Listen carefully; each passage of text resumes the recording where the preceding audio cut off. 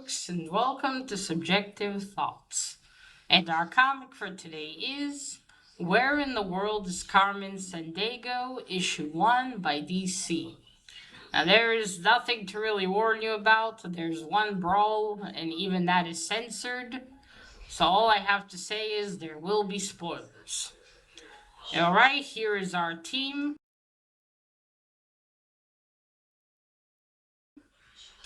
Don't know anyone here, and let's dive in. So I've heard of Carmen Sandiego. Up until today, I was calling Carmen Santiago. I never noticed the name has no T in it.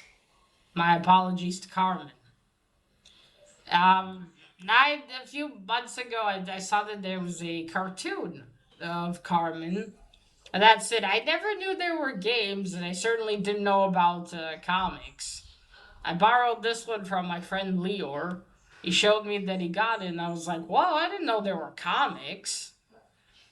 So this is the the first one I took to give it a read. I was just curious. I looked up the game today as well.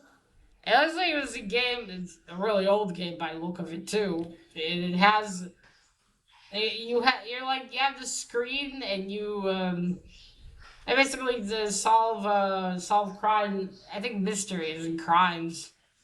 It actually looks like it's quite a fun game. And again, they're really old. Not sure where the Carmen is featured in there, but I only saw some Google images. I didn't look up videos or anything. But yeah, so this is a comic based on, as it says here, award-winning computer game.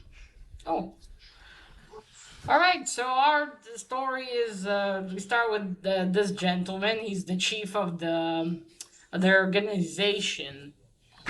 I'll tell you what it's called. It's there we go. It's got just a second. Fuck. There we go. Of the ACME Detective Agency. Now I don't think they mentioned what that stands for. I think, or maybe they do. No, I don't think so. Yeah, so he's the chief. He also appears in the game. This one. You see him in a little window. He contacts you when he needs you to solve something. Yeah, the comic starts with him telling us about Carmen Santiago. Sorry, Sandiego. I'm not even sure if I'm pronouncing that right. But yeah, he starts telling us about Carmen Sandiego, how she was his best investigator. No criminal could match her. She solved every crime, every mystery except one. And then she left them and became a villain. She started Vile, her own organization, which stands for one moment. Vile, there it is. Started Vile, which stands for there we go. Villains International League of Evil. Yeah, so she was a good agent, but with time she got bored and became a villain. And so she does all these really ridiculous crimes. She steals things like a pyramid, the Eiffel Tower. She stole. There's that island with those statues with the big noses. She stole one, dressed it up like Elvis, and left it in a parking lot in Las Vegas. That was quite funny. But yeah, now the chief and the other chief, there's another one. He's short and bald, partially. I mean, he had this had a kind of rodent as a toupee, which Carmen also stole. But as this chief says, it was a humanitarian gesture. This comic is wacky in so many levels. So now the chief and the other chief, they need to find someone that can find Carmen Santiago. So they use the games to find the best investigator, and they find a young boy, a 12-year-old named Evan.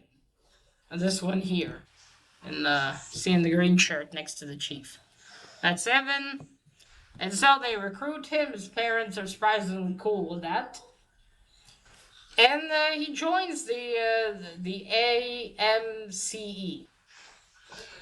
Oh, he arrives. They brief him, or the chief briefs him, and that's it. They let him into Carmen's room, and he starts looking through her files. And then they go to he and Bazooka. He's an ex-military, general soldier. He goes with him to the desert, and he meets one of his internet buddies for information, because Carmen started a shopping network. All the artifacts she stole, she starts selling them through that network. Well, her henchmen do anyway. So they find out that a bunch of them have been there to steal this big slab with a monkey paint drawing on it. Then they go to Paris and they see that the Eiffel Tower has been stolen. She put in a plastic one instead. And from there they continue to an informative that they have. And from there they go to another place in France. And they find there's a big curtain over something very, very high. It's the actual Eiffel Tower. They go under it. They sort of fight a henchman. He starts playing a violin. Not a violin. A guitar or something.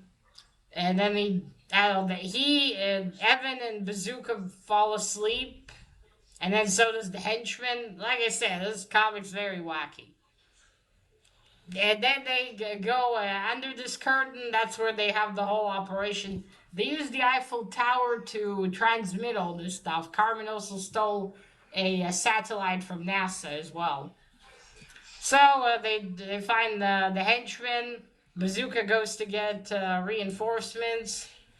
Evan walks around, is about to be attacked. But he holds up the guitar and about to fight him and thinks he scared them off, the two henchmen, but they saw the police behind. The French are very unhappy with them because they ruined the film festival for them because of the shopping network. So then there's a brawl that we don't get to see because it's censored. But we are assured it is violent. Okay. And that's it. They round up all the criminals, but most have escaped, though, so they don't have a lead. But before this whole happened, Evan, as he walked around, he saw a name of someone that seemed familiar. One of the people that was called to buy something. And he recognized the name from reading Carmen's last files, the files she had last. And so it seems that Carmen did solve her last case before she left. And that's why she went and opened her own evil organization. She opened it. She started stealing this stuff because she never stole for money. She just stole all these items. She even made an ugly statue out of one of them, a modern art exhibit. So yes, all this was stolen so she can get these thieves of art and other things to call and buy these items so then they can track them. And that's indeed what they do. They track all of them, and so Carmen has indeed was always one step ahead. She even returns the satellite to NASA, leaving them a nice note in a hat of hers. Thanks for letting me borrow it, guys. And that's it. The chief tells us how now Evan's been promoted to an investigator. And the only thing that was left unsolved, as the other short chief says, what happened to my toupee? Because that was also in Carmen's loot, where they got all the stuff. And Evan tells how he threw it, and they flew over the Himalayas, and he threw it out of the plane so it'll never scare anyone. And you see someone down there running away from the little rodent saying, it's the abominable snowman's son. This rodent's like this tiny, yeah? Uh, some wacky shit, I tell you. And that is it. That's where the first issue of Carmen Sandiego ends. Let me just go over here, make sure I didn't miss anything. Nope, that's it. That was the ending. Uh, Alright, let's start with the. Okay, so this is the cover. It's a pretty. It's a good cover. It tells you what kind of action's going to be. I like how Carmen's front and center. I do like her design and her look. The red and yellow is very eye-catching. Even though I'm not a fan of yellow. You see, all of her henchmen. I can show you quite a fair bit of this comic book because it's from 1996. All sorts of ads in here too. Now you can see there's Carmen. So the art style is, again, it's sort of wacky thing. The only one that's drawn very pretty is Carmen. You see, that's the toupee. The poor little rodent. She just told him. I suppose she had just, I don't know, let him out in the wild. You see, there's Carmen. She got bored. Yeah, it's a kooky kind of art style. Fits cartoonish. Fits perfectly, I would say, to what they were trying to do here. They try what they did here. It's supposed to be, this wacky. Oh look, Van Damme. Yeah. The stuff she steals. And there's Evan arriving. And they're having a meeting. Now look, they even have this Warrant the Warrant. He's like the robot lawyer. And he makes espresso out of his nose. And they look disgusted.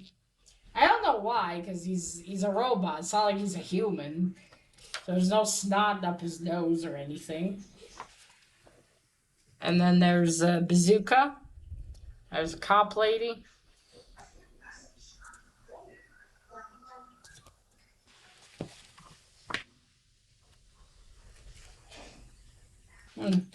Come. Oh, check out this ad. That is awesome.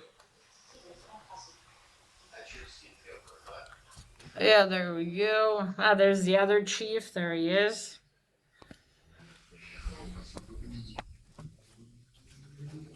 Let's skip forward. I'll show you a few more things, and that's it. And there's the Eiffel Tower. That's their pilot. He's not very good at landing. You see, and there's the informative, the French one.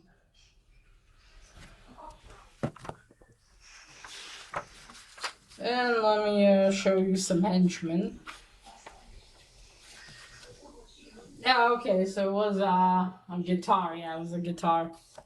I didn't think violin, honestly. There we go. You can see. I really understand how they went to sleep, and then unless they pretended that they were going to sleep. Okay, there we go. I'll show you here. Ah, come on. Oh, we had this. I already saw this cover of Ryan and Stimpy. Oh wait, sorry. What am I saying? Ryan and Stimpy. Pinky and the Brain. Ryan and Stimpy. Yeah, I see there's all the henchmen.